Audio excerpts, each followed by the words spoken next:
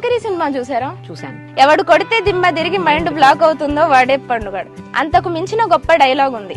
ఎవరు బోధిస్తే దేశ కాల జాత్యాదులకు అతీతమై మంగళప్రదమై లోకహితమై శాసనమై శాశ్వతమై ఉత్తమ స్థితికి తీసుకువెళ్తుందో ఆయనే శ్రీకృష్ణ పరమాత్మ.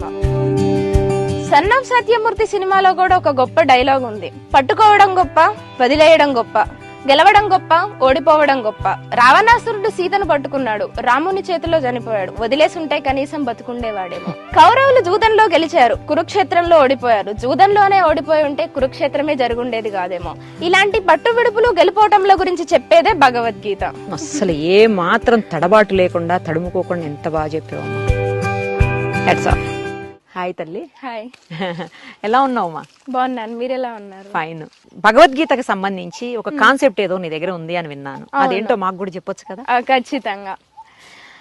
అసలు భగవద్గీత అంటే ఏంటి? జీవితం అంతా అయిపోయాక చదివే పుస్తకమా?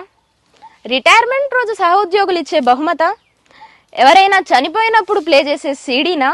అలా మిగిలింది ఇప్పుడు. పని పాట వదిలేసి సన్యసించమని చెబుతుందా? ఇవేమీ కాదు. ఒక్క మాటలో చెప్పాలంటే Bhagavad Gita is the dynamic prescription for life. సంతృప్తి సంతోషాలతో నిండిన జీవితం గడపాలంటే, చేసే పనిలో విజయం సాధించాలంటే గీతను అర్థం చేసుకోవాలి. నేను భగవద్గీత చదవను అని చెప్పేవాళ్ళు ఎలాంటి వాళ్ళు అంటే, భూమి ఆకర్షణ సిద్ధాంతం న్యూటన్ కనిపెట్టాడు, అది బ్రిటిష్ వాళ్ళకి సంబంధించింది, దాని జోలికి పోవద్దు అని చెప్పే వాళ్ళతో సమానం. అసలు భగవద్గీత ఏం చెబుతుందంటే ధర్మాల గురించి చెబుతుంది. త్యాగం, సహనం, మోక్షం అంటే ఏమిటో చెబుతుంది. ఏది శాశ్వతమో ఏది అశాశ్వతమో చెబుతుంది.